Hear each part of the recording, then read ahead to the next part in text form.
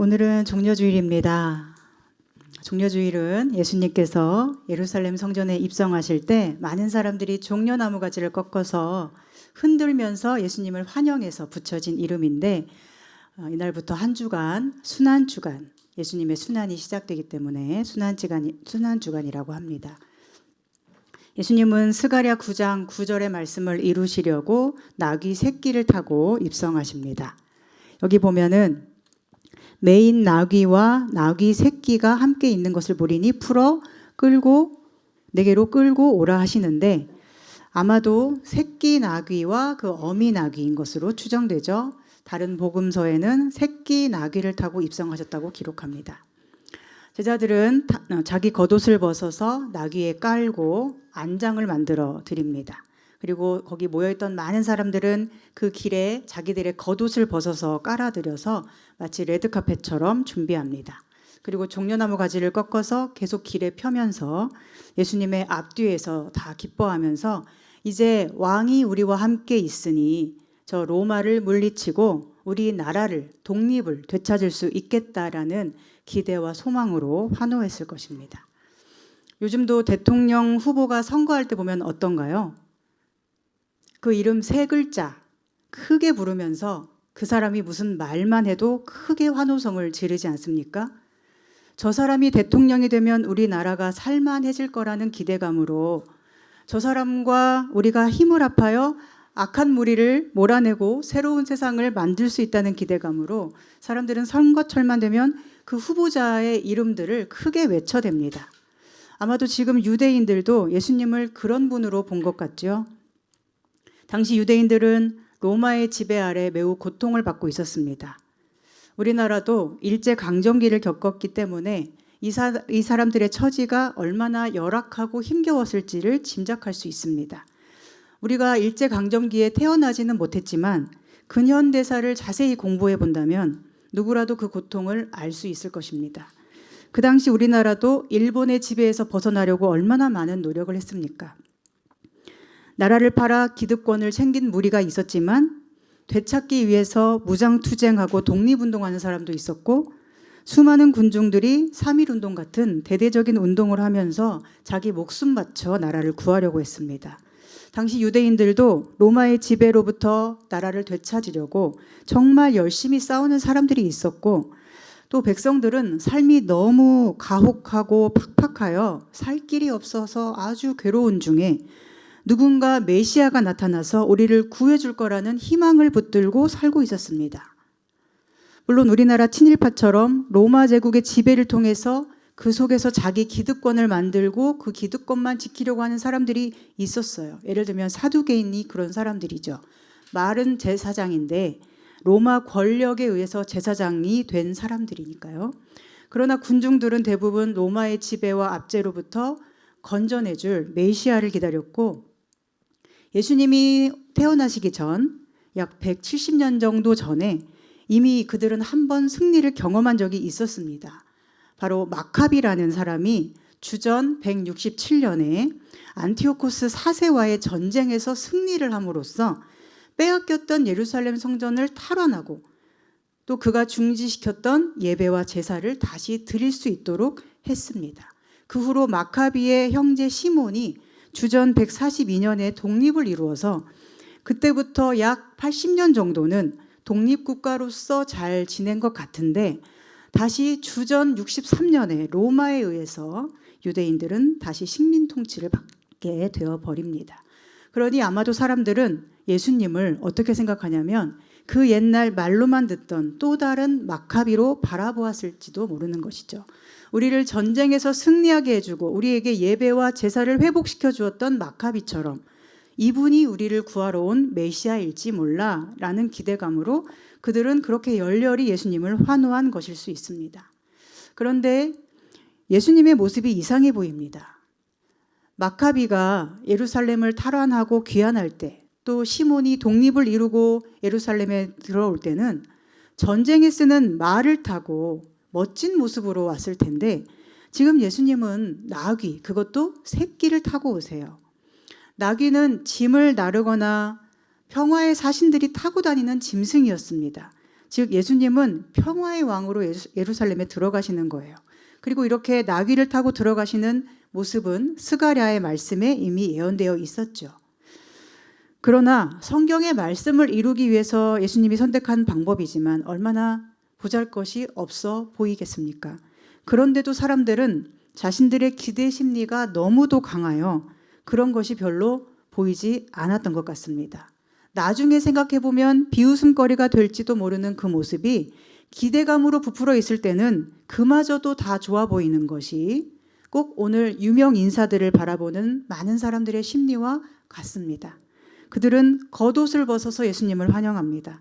겉옷이란 굶주리고 고통받았던 백성들에게는 생존을 위한 가장 중요한 옷입니다. 그런데 그 옷을 길에 펴면서까지 메시아로 추정되는 예수님을 환영하는 거예요. 그러니까 얼마나 그들의 기대감이 강했는지 알 수 있죠. 9절에 보면 그들이 이렇게 소리칩니다. 호산나 다윗의 자손이여 찬송하리로다 주의 이름으로 오시는 이여 가장 높은 곳에서 호산나. 호산나 무슨 뜻일까요? 호산나는 지금 구원하소서라는 히브리어입니다. 지금 구원하소서. 여러분은 누구에게 구원을 요청하십니까? 그들이 지금 호산나, 지금 우리를 구원하소서라고 예수님께 외쳤다는 것은 예수님을 그들의 주, 왕으로 모시겠다는 의미입니다. 호산나 다윗의 자손이여. 왜 다윗의 자손을 외쳤을까요? 다윗의 자손이 왕, 메시아로 오신다고 성경이 예언하고 있기 때문에 그들은 예수님을 자기들을 구원할 구주로 맞이하려는 것이죠. 주의 이름으로 오시는 이여 할 때 주는 헬라어로 퀴리오스이고 히브리어로는 야훼. 근데 그 사람들은 야훼라는 말을 입 밖에 꺼내지를 못해요. 너무 거룩한 하나님의 이름이어서. 그래서 아도나이라고 했거든요. 그러니까 히브리어로는 아도나이의 뜻이에요. 만물의 창조주, 통치자, 내 삶의 주인, 나의 방향, 나의 근원. 이것이 바로 주라는 단어예요. 그러므로 주의 이름으로 오시는 이여라는 것은 당신은 나와 우리 모두의 통치자, 구원자, 우리가 유일하게 믿고 따르고 복종할 왕이십니다라는 의미예요. 그러니까 요즘 대통령 선거철에 후보 석자, 이름 석자 외치는 건 이에 비할 바도 못 되는 일이죠. 그런데 여기서 예수님을 두고 하는 사람들의 주고받는 말이 흥미롭습니다. 10절에 온 성이 소동하여 이르되 이는 누구냐 하거늘 이는 누구냐 했다고 해요. 지금 모든 사람이 예수님을 알고 환영하고 있는데 이는 누구냐 한다는 것에서 우리는 뭘 생각할 수 있습니까? 오늘 예수님을 바라보는 나의 시선은 어떠한 것인가 하는 것이죠. 우리가 보기에 예수님은 누구십니까? 이는 누구냐? 나에게 예수님은 누구인가? 이 대답을 우리는 분명히 가지고 있어야 합니다. 사람들은 11절에 갈릴리 나사렛에서 나온 선지자 예수라고 대답했다고 하죠. 이 대답은 단지 정보에 국한되어 있습니다. 모세가 말했던 바로 그 선지자 예수. 그의 출신은 저기 변방 시골 마을 나사렛. 이것이 그들이 예수님을 알았던 정보였어요. 그렇다면 오늘 여러분이 예수님을 아는 정보는 어떤 것인가요? 우리도 예수님께 주의 이름으로 오시는 이여라고 부르죠. 호산나 다윗의 자손이여 우리를 지금 구원하소서라고 간청하죠. 그런데 그런 우리 마음속에 예수님은 누구입니까? 그분은 나에게 어떤 분이고 나를 어떤 식으로 구원하십니까? 우리가 바라는 구원은 무엇입니까? 우리가 고백하는 예수님의 구주 되심은 어떤 것입니까? 우리는 이것을 잘 생각해 봐야 합니다. 우리 속에 예수님이 어떤 주님이신가를 분명히 간직하고 살아가야 합니다. 요한복음 13장에 보면 예수님께서 제자들과 마지막 만찬을 나누시면서 제자들의 발을 한 사람씩 씻어주신 모습이 기록되어 있습니다. 그 시간은 예수님께서 제자들과 함께하는 마지막 시간이었기 때문에 예수님이 죽으시기 전 마지막으로 함께하는 시간, 또 마지막 말씀, 곧 유언을 남기는 것과 같은 아주 중요한 순간입니다. 예수님은 그 유언과 같은 상황 속에 뭘 하시나요? 발을 씻어주세요. 베드로가 주께서 내 발을 씻으십니까? 라고 물어보니까 예수님은 내가 하는 것을 네가 지금은 알지 못하나 이후에는 알리라 하십니다. 또 베드로가 주께서 내 발을 절대로 씻으실 수 없습니다 하니까 예수님은 내가 너를 씻겨주지 않으면 네가 나와 상관이 없다 하십니다. 베드로가 그러면 주님 내 발뿐 아니라 손도 머리도 다 씻어주옵소서 하니까 이미 목욕한 자는 발밖에 씻을 필요가 없다. 온몸이 깨끗하니라 너희가 다 깨끗하지만 다는 아니다 하십니다. 왜냐하면 그때 발을 씻어주는 제자들 중에는 가룟 유다가 있었고 그는 곧 예수님을 은 30에 팔아넘길 사람이었기 때문이죠. 예수님은 그것을 다 알고도 가룟 유다의 발을 씻어주십니다. 그리고 그들에게 이렇게 말씀하셨어요. 너희가 나를 선생이라고도 부르고 주님이라고도 부르는데 그게 맞는 말이야. 나는 정말로 너희에게 주님이고 선생님이야. 내가 주와 선생이 되어 너희 발을 씻어주었으니 너희도 서로 발을 씻어주는 것이 옳으니라. 내가 너희에게 행한 것처럼 너희도 행하게 하려고 본을 보여준 것이다. 이렇게 말씀하시죠. 여기서 우리는 예수님이 우리에게 어떤 주님, 어떤 왕이신지를 알 수 있어요. 예수님은 어떤 주님이신가요? 세상의 주, 세상의 왕은 사람을 다스리고 사람을 지배하기 위하여 그 사람의 무릎을 꿇도록 만듭니다. 그러나 예수님은 주와 선생으로서 종과 제자 앞에 도리어 무릎을 꿇으십니다. 그 발을 닦아주시기 위해서 종처럼 무릎을 그 앞에 꿇으십니다.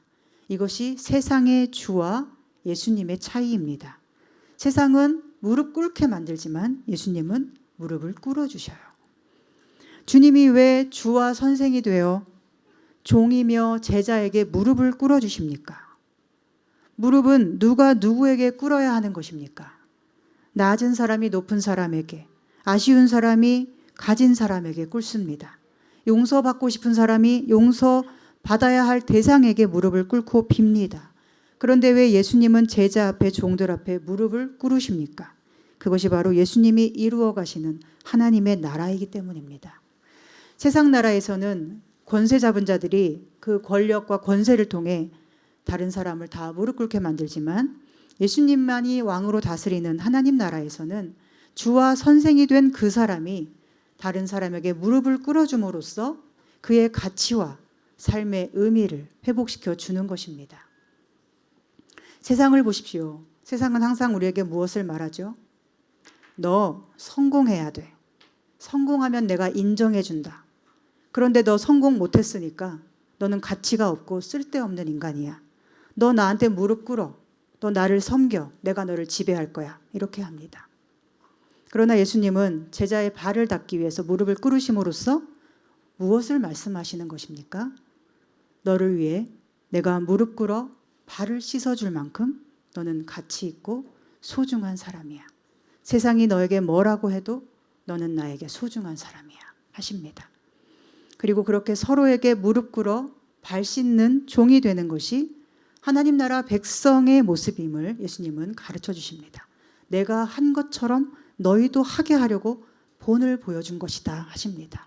너희도 서로 발을 씻어주어야 한다. 너희도 서로에게 자신의 가치를 회복할 수 있도록 돕는 사람이 되어야 한다.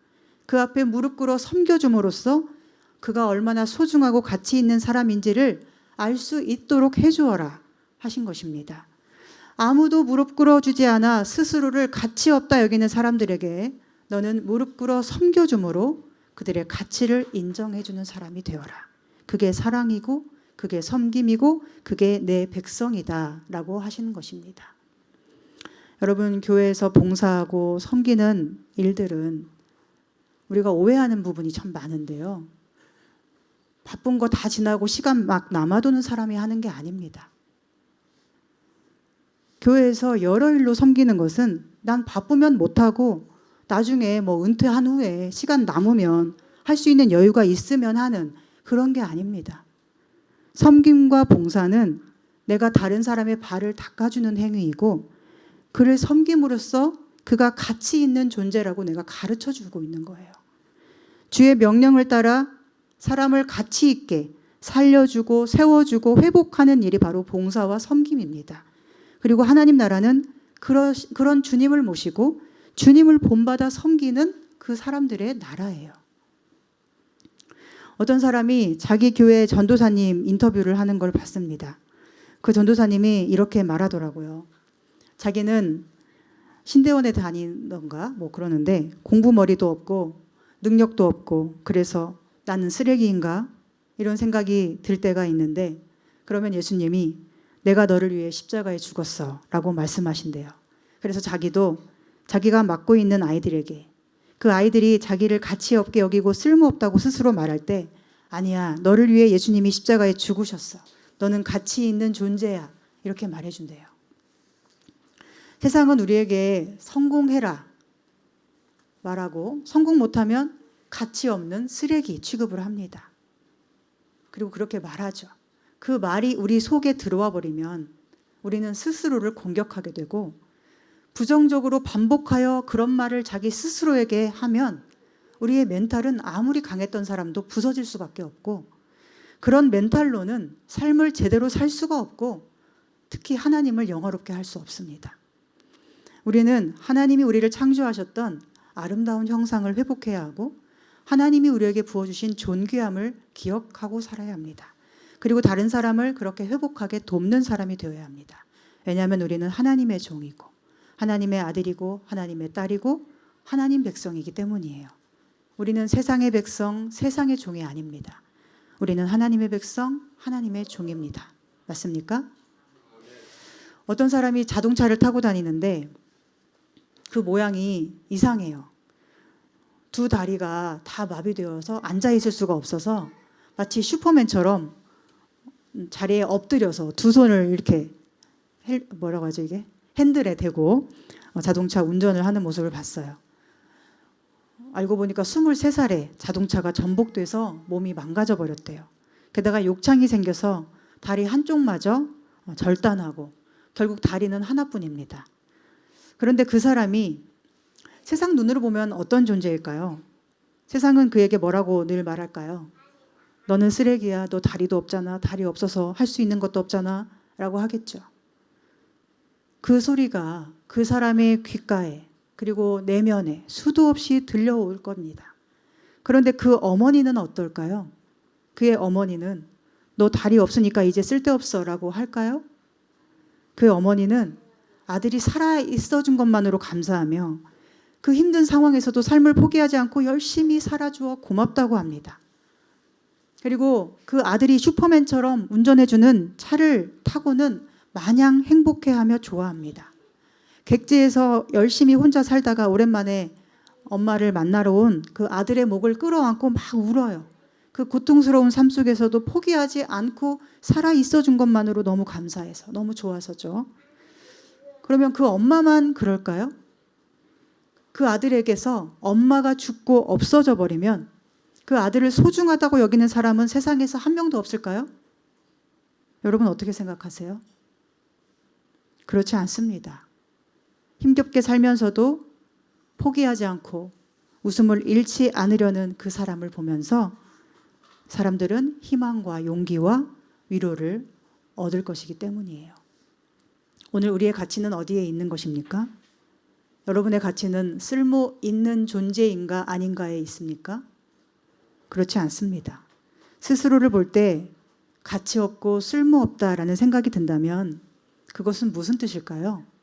그것은 우리가 사탄의 소리, 세상의 조롱을 내 주인 삼고 있다는 증거가 되는 것입니다. 주님은 결코 절대로 우리에게 그렇게 말씀하시는 분이 아닙니다. 주님은 죽으시기 전날 밤에도 제자들 앞에 무릎 꿇고 그 가치를 회복시켜 주신 분입니다. 주님은 우리 가치를 회복시키시려고 우리를 속이는 사탄의 모든 저주를 끊으시고 십자가를 지신 것입니다. 중요한 것은 우리가 누구를 나의 주님으로 모시고 사느냐는 거예요. 예수님을 주님으로 선생님으로 인정한 제자들에게 예수님의 무릎 꿇어주신 사랑은 엄청난 감격, 최상의 은혜로 다가왔을 것입니다. 그러나 지금 예수님을 팔아먹을 마음을 품고 있는 가룟 유다에게, 즉 사탄이 그 마음을 이미 심어줘 버린 사탄의 종이 돼버린 가룟 유다에게 예수님의 무릎 꿇어주는 섬김은 아무런 가치를 갖지 못했을 것입니다. 베드로는 예수님이 네가 나와 상관이 있으려면 내가 너의 발을 씻어주어야 해 라고 하실 때 그러면 머리도 손도 다 씻어주세요. 얼마나 베드로가 예수님을 주님으로 선생님으로 높고 고귀하게 여기고 있는지를 보여주는 대답 아닙니까? 나는 예수님과 너무 상관이 있고 싶다는 거예요. 자, 우리 루미 어린이 앉아주세요. 어디 가세요? 네. 갑자기 어디까지 했죠? 네. 가룟 유다라면 뭐라고 대답했을까요? 그는 아무 말을 하지 않죠. 그에게는 이미 예수님이 주님도 아니고 선생님도 아니기 때문이에요. 그에게는 예수님은 이제 돈 받고 팔아넘길 노예 같은 존재, 돈 몇 푼짜리 죄수에 불과해요. 매우 가치 없고 쓸데없는 존재, 팔아봤자 돈 몇 푼밖에 안 나오는 존재, 세상적으로 값어치가 하나도 없는 존재. 그것이 예수님을 주님으로 볼 수 없었던 가룟 유다의 시선입니다. 오늘 한국교회는 어떤가요? 예수님과 상관 있고 싶어하는 사람들이 많을까요? 주님이 내 발뿐 아니라 손과 머리도 씻어주시고 그래서 내가 주님과 정말 친한 사람 되고 싶어요 라고 할 사람 과연 얼마나 될까요? 도리어 오늘 한국교회는 세상 힘 있는 사람, 인기 많은 사람과 연결되고 싶어하고 예배는 콘서트처럼 변질된 지가 오래고 유명 연예인들과 인플루언서들의 성공적인 경험담에 열광하는 성도들이 참 많습니다. 그런데 열심히 믿었더니 이런 식으로 성공하더라라는 그 이야기에 열광하고 환호하는 모습은 무릎 꿇어 종처럼 섬기신 예수님을 주님으로 고백하는 베드로의 모습일까요? 아니면 호산나 다윗의 자손이여 외치며 전쟁에서 이겨주기를 바라던 군중의 모습일까요? 내 뜻과 맞지 않는 예수님을 거부하는 무늬만 제자였던 가룟 유다의 모습은 아닙니까? 믿음은 무엇일까요? 믿음은 주여 믿습니다라고 말하는 게 아닙니다. 믿음은 내 소속이 어디인가를 분명히 알고 사는 것입니다.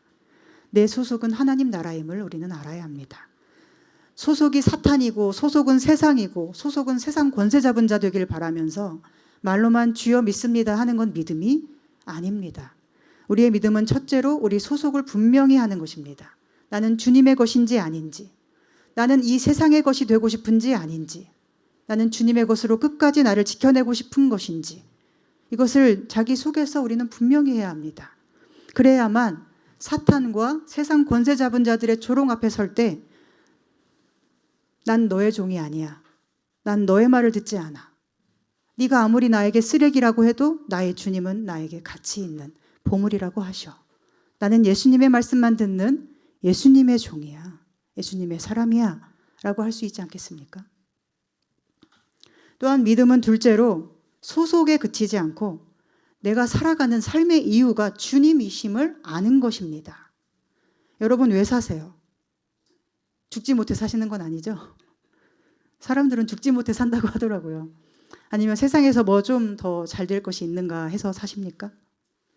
믿음은 내가 비록 이 세상에 살고 있지만 나는 하나님 나라에 소속된 하나님 나라 백성으로서 이 땅에서는 나그네, 외국인, 이방인으로 살아가고 있음을 잊지 않으면서 동시에 내가 숨쉬고 살아가는 이유는 오직 주의 영광을 위한 것임을 아는 것입니다. 힘들고 슬플 때 사탄의 소리, 세상의 조롱이 우리를 힘겹게 할 때 그 모든 소리를 이길 수 있는 길이 무엇이 있겠습니까? 오직 나는 주의 영광을 위해 사는 주님의 사람입니다 라는 고백뿐입니다.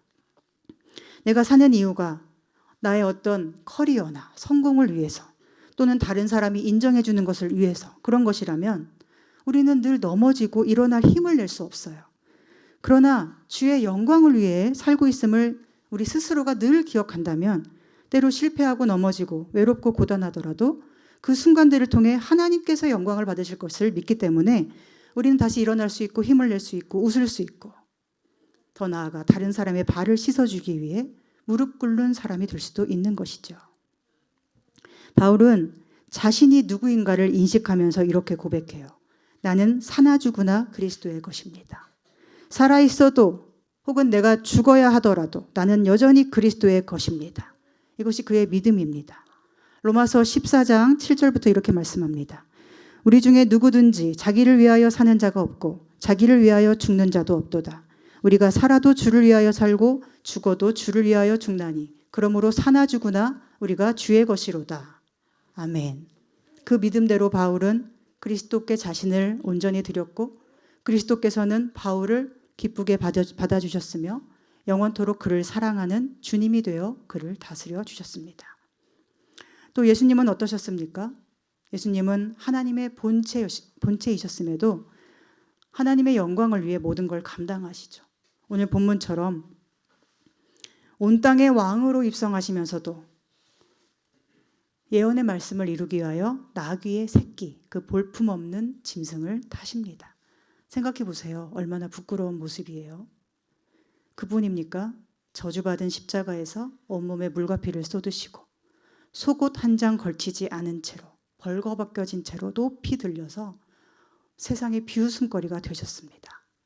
하나님의 뜻과 그분의 영광을 위하여 예수님은 자신을 내어드리시고 그 어떤 고통도 어떤 부끄러움도 다 하나님을 위하여 감당하셨습니다. 오늘 우리는 이러한 주님을 믿고 따르는 그리스도인입니다. 우리의 고통, 우리의 부끄러움도 온전히 하나님의 영광을 위해 쓰임 받는 사람들입니다. 우리는 내가 잘나고 내가 잘나가는 모습으로 하나님께 영광 돌릴 수 있는 것이 아닙니다. 우리는 내가 어떤 고통과 부끄러움을 받더라도 주님을 위해서 감수하며 그 말씀에 순종하기 위해서 내 삶과 죽음조차 다 내어드릴 수 있을 때 그것이 하나님의 영광이 되는 것입니다. 사랑하는 여러분, 우리 삶의 목적이 주님이 되시고 주의 영광을 위해 우리의 삶과 죽음도 쓰임받을 수 있기를 소망합니다. 여러분의 소속이 어디인지를 분명히 하시기를 바랍니다. 이 땅에서 나그네이며 외국인이며 이방인으로 사는 것을 당연히 여길 수 있기를 바랍니다. 믿음은 말로만 믿는 것이 아니고 잠시 교회에 왔다 갔다 하는 것이 아니라 내 소속을 어떤 고통 속에서도 분명히 알고 내 주인을 위하여 삶과 죽음까지 드리는 것임을 꼭 기억하셨으면 좋겠습니다. 오늘 말씀 3절에 보면 예수님은 나귀를 풀어오라고 제자들을 보내면서 이렇게 말씀하세요.